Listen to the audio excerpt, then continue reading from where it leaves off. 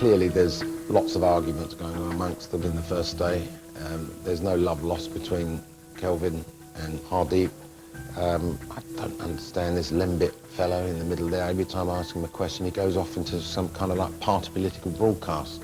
I think you should find out from Kelvin what he actually did, because I don't think he actually started contributing until day 3 either. We'll call him in and I'll decide which one of them is going to get fired.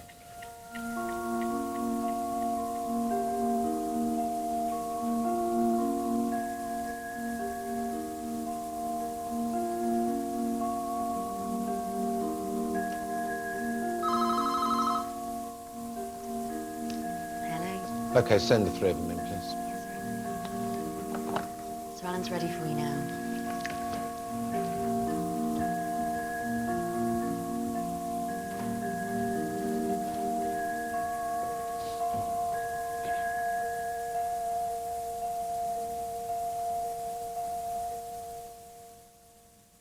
Right, gentlemen, from what I've understood so far, the first day was a complete and utter waste of time, and it seems that everybody was acting like a bunch of school kids. I don't think this thing was taken that seriously. I certainly think that the team was willing to take it seriously, but there was a lack initially, a lack of leadership. And that first day... You were the leader. Well, the problem started before I became the leader. Can I just say, Sir Alan, it may sound arrogant, and I really hope I don't sound arrogant, but I felt I was best placed to lead the team. But why didn't you then? Why didn't you resign? Why didn't you? I was constantly being undermined by Lembit and by Kelvin. But a good manager kind of gets his troops in place. I mean, using the phrase "getting your troops in place" couldn't be more apt.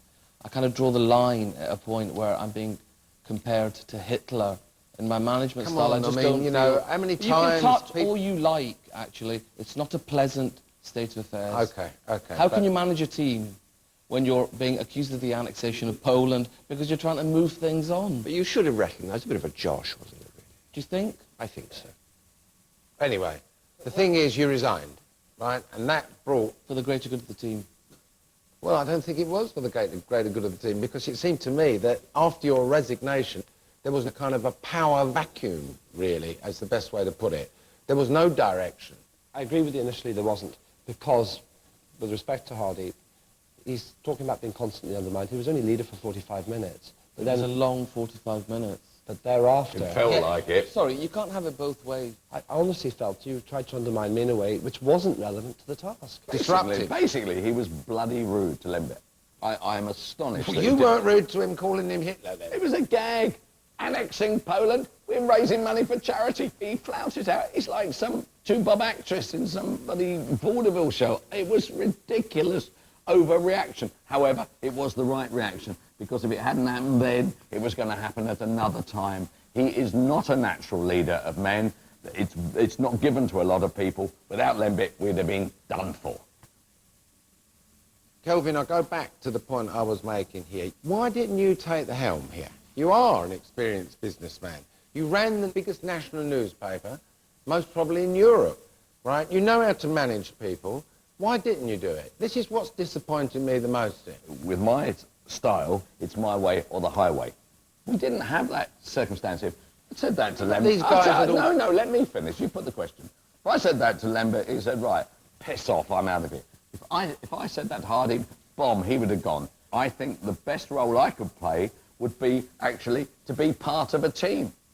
Kelvin's probably unaware of this, because in Kelvin's mind, Kelvin's a lovely, fluffy, cute little kitten that wants to play with you.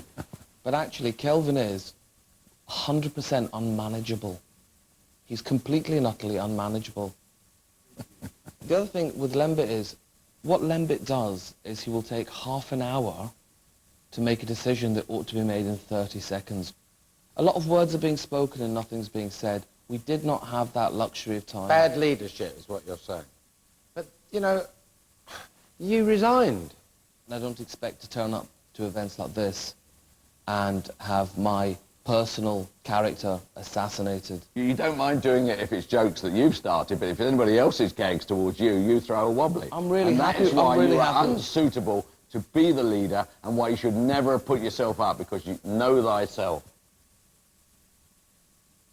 I find it a bit of a shame a mature man like you takes things so seriously to such an extent that resigns from the situation? It's quite difficult to portray to you the systemic undermining of an individual. I To think use you the were phrase- systemically undermining Lembit the whole time. Is that what you're going to say? I think, do you know what? I think you're probably right. In hindsight, I shouldn't have. I don't think that other people can seriously suggest I've been actively undermining Hardeep in any way. Even though Hardeep was being quite provocative, I didn't let it get to me, because you can't be like that. You can't be a victim when you're a leader. Can you explain to me, in a nutshell, what do you think your contribution was to this task? I was fully in charge of the shop, from branding to the concept, to the you sell setup. much? I think I sold a bit, yeah. Same question, Lembit. What do you think your contribution was to this task?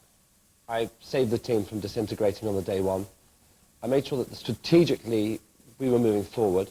Made a few tactical Can mistakes. I ask what agree that means? What does strategically moving forward Yeah, mean? I made sure we had stock, and I made sure that we had people. In essence, Sir Alan, I feel like I led a team which was willing to be led. Do you think he was a good team leader then? Lembit's an MP. He's used to saying smooth and honeyed words, and actually, he did bloody well, and he's not getting the credit for it, and Hardeep undermined him at every bloody turn.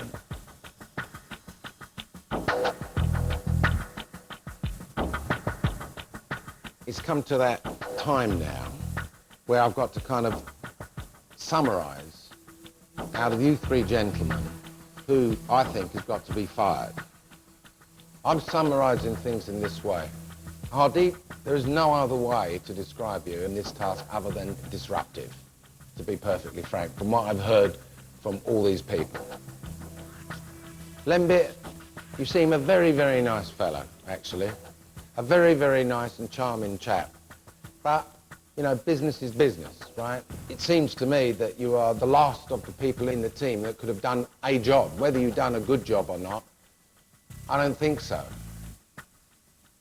It was like a holiday camp. I think that the other two gentlemen that you allowed to go were in a kind of a party spirit, quite honestly. You wasted a day, and I think that waste of a day was down to poor leadership. Kelvin, I really am struggling with why you didn't step up. And you're asking me to accept that everybody would have walked out because you would have given them too much stick. I wonder whether it's really you just wanted to hide in the bushes and place the responsibility on someone else. Bearing in mind this was an event on behalf of Sports Relief, a charity, I think you could have done a lot better. I'm forced to make a decision here, and I have concluded that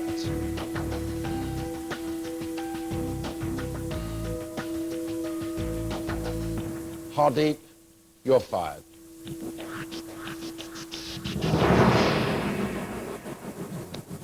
Okay, matey.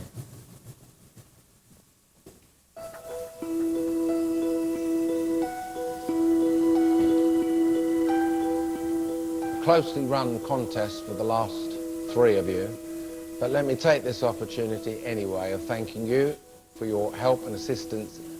You may have picked up a few hints and tips. You may have found yourself slightly outside your comfort zone from the world of politics that you're involved in.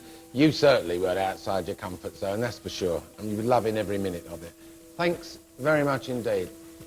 All the best to you. Thanks very much. And nice leadership. Good luck to you, matey. You lost your bet. I didn't do today. Good luck to you in the future. Good luck to you, man. Cheers. Thank you. Bye-bye. The taxi's ready for you now.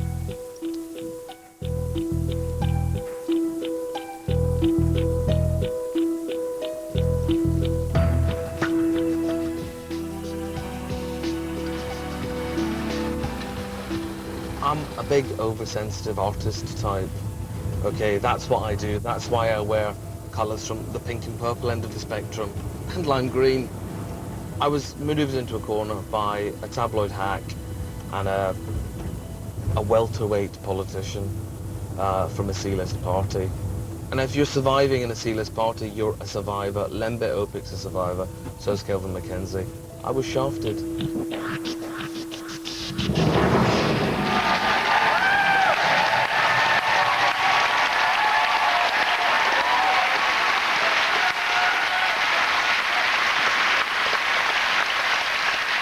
Oh, he's harsh.